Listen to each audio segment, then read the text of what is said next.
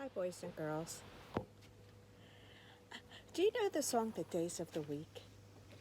Let's sing it. If you know it, and try to follow along. There's Sunday and there's Monday. There's Tuesday and there's Wednesday. There's Thursday and there's Friday. And then there's Saturday.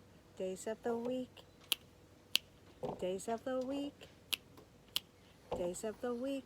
Days of the week. Days of the week. Want to try it with me one time? There's Sunday and there's Monday. There's Tuesday and there's Wednesday. There's Thursday and there's Friday. And then there's Saturday. Days of the week. Days of the week. Days of the week. Days of the week. Days of the week. Snapping is hard. Kind of like have to put your fingers and move them together. So the book I'm going to read is called The Most Wonderful Egg in the World by Helmy Heim. The most wonderful egg in the world. Here's like little chicken feet footprints. And here is the start. The most wonderful egg in the world. Once upon a time, a long time ago, 3 hens were quarreling about which of them was the most beautiful.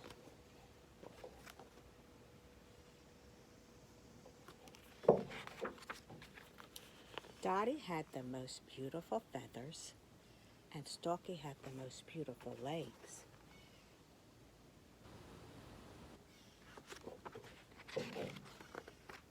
And Plummy had the most beautiful crest. Since they could not settle their quarrel among themselves, they decided to ask the king for his advice.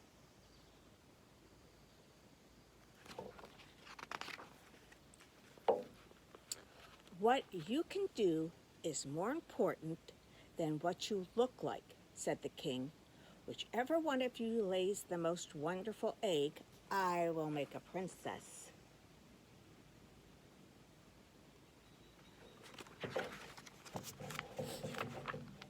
He went out into the palace park, followed by all the hens in his kingdom.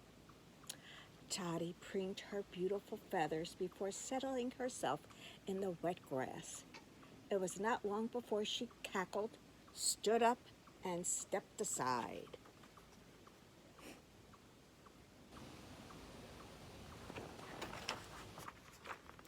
Everybody was speechless. There lay an egg, snow white, spotless, and perfectly shaped. The eggshell shimmering like polished marble.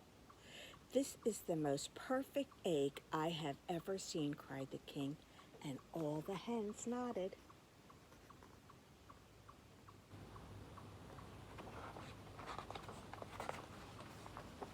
Then it was Stalky's turn. Everybody felt a little sorry for her. They knew she could not lay a more perfect egg. It was impossible. After 10 minutes, Stalky cackled, got up, and stretched her legs proudly in the morning sun.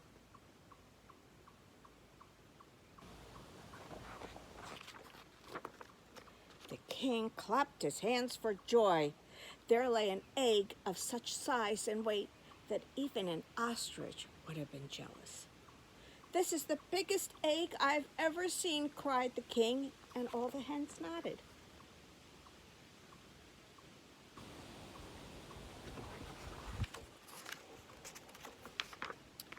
While they were still nodding, Plummy settled herself carefully on the ground.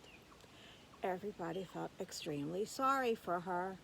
They knew she could not lay a more perfect or bigger egg. It was unthinkable. Modestly, she cast her eyes down, and she sat there.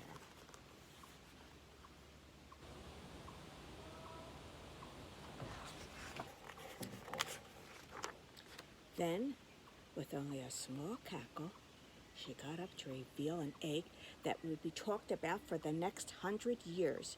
Before them lay a square egg. Each side was straight, as if drawn with a ruler, and each surface shown in a different color.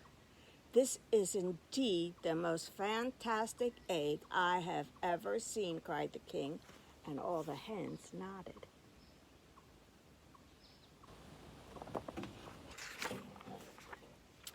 It was impossible to say which egg was the most wonderful, so the king decided that all three hens, Dotty, Stalky, and Plummy, should be made princesses.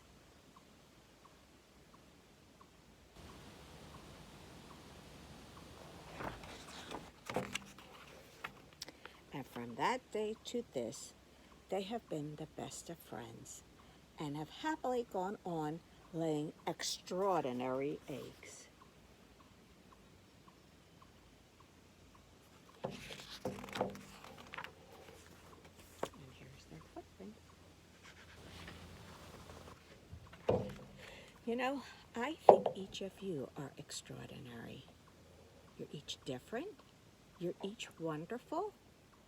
And, you know, you could be best of friends with anybody because I think everyone would like who you are. I'll see you later. Bye.